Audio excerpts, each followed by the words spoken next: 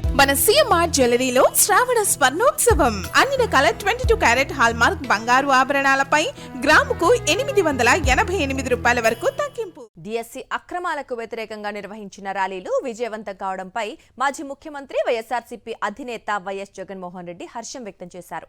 విద్యార్థులు నిరుద్యోగుల మద్దతుతో వైఎస్ఆర్సీపీ నిర్వహించిన ర్యాలీలు సక్సెస్ అయ్యాయంటూ ట్వీట్ చేశారు. విద్యార్థులు, యువకులు, నిరుద్యోగులు, ప్రజలు పెద్ద సంఖ్యలో పాల్గొని తప్పు చేసిన ప్రభుత్వాన్ని గట్టిగా ప్రశ్నించి స్ఫూర్తిదాయకంగా నిలిచారని ప్రశంసించారు వైఎస్ జగన్.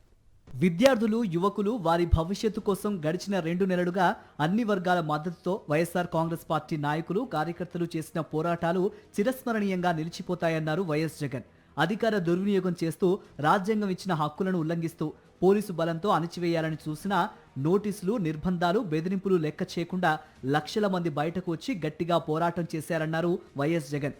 నిర్బంధాలను ఎదుర్కొంటూ ప్రతి అడ్డంకిని అధిగమిస్తూ శాంతియుతంగా ఉద్యమాన్ని ప్రజల్లోకి తీసుకువెళ్లారన్నారు. అందుకే ఈ 74 రోజుల్లో గవర్నర్ను కలవటం దగ్గర నుంచి రాష్ట్ర వ్యాప్తంగా పార్టీ నిర్వహించిన 10 కార్యక్రమాలు అశేష ప్రజానీకం మద్దతుతో విజయవంతం అయ్యాయన్నారు వైఎస్ జగన్. ఇన్ని కార్యక్రమాల ద్వారా లక్షల మంది ప్రశ్నిస్తున్నా చంద్రబాబు మాత్రం నోరు మెదపటం లేదన్నారు వైఎస్ఆర్సీపీ అధినేత. డిఎస్సి అక్రమాలు, లీకేజీతో పాటు ఫీజు రియంబర్స్మెంట్, వసతి దీవెన కింద 9,000 కోట్లు బకాయిలు పెట్టారన్నారు. ఎన్నికల సమయంలో బాండ్లు ఇచ్చి మేనిఫెస్టోలో పెట్టి సూపర్ 6, సూపర్ 7 అంటూ మోసం చేశారన్నారు. నిరుద్యోగ భృతి కింద నెలకు ఇస్తారన్న 3,000ను లెక్కేస్తే ఈ 3 ఏళ్లలో ఒక్కో నిరుద్యోగికి ప్రభుత్వం 1,08,000 బాకీ పడిందని, ఈ డిమాండ్పై ఇప్పటి వరకు నోరు తెరవలేదన్నారు జగన్. మీ కుమారుడు లోకేష్ కూడా ప్రజల ప్రశ్నలకు సమాధానం చెప్పడం లేదని ప్రశ్నించారు. లక్షల కుటుంబాల భవిష్యత్తుకు సంబంధించిన అంశాలపై ముఖ్యమంత్రిగా మీరు, సంబంధిత మంత్రిగా మీ కుమారుడు నోరు విప్పకపోవటం దౌర్భాగ్యం అంటూ మండిపడ్డారు.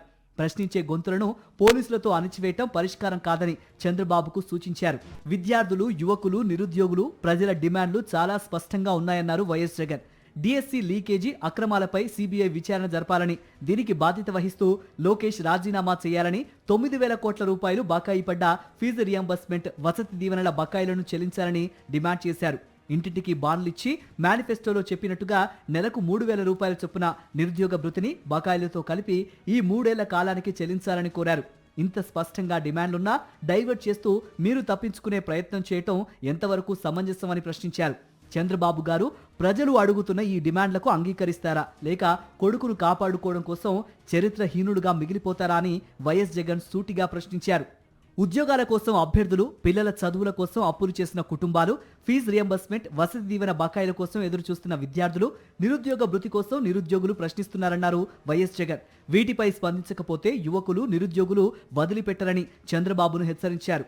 జెన్జీ ప్రశ్నలకు తప్పక సమాధానం చెప్పాలని, అంతవరకు పోరాటం ఆగదని హెచ్చరించారు వైఎస్ జగన్మోహన్ రెడ్డి. మరిన్ని అప్డేట్స్ కోసం ఛానల్ ను సబ్స్క్రైబ్ చేయండి. నోటిఫికేషన్స్ కోసం బెల్ ఐకాన్ పై క్లిక్ చేయండి.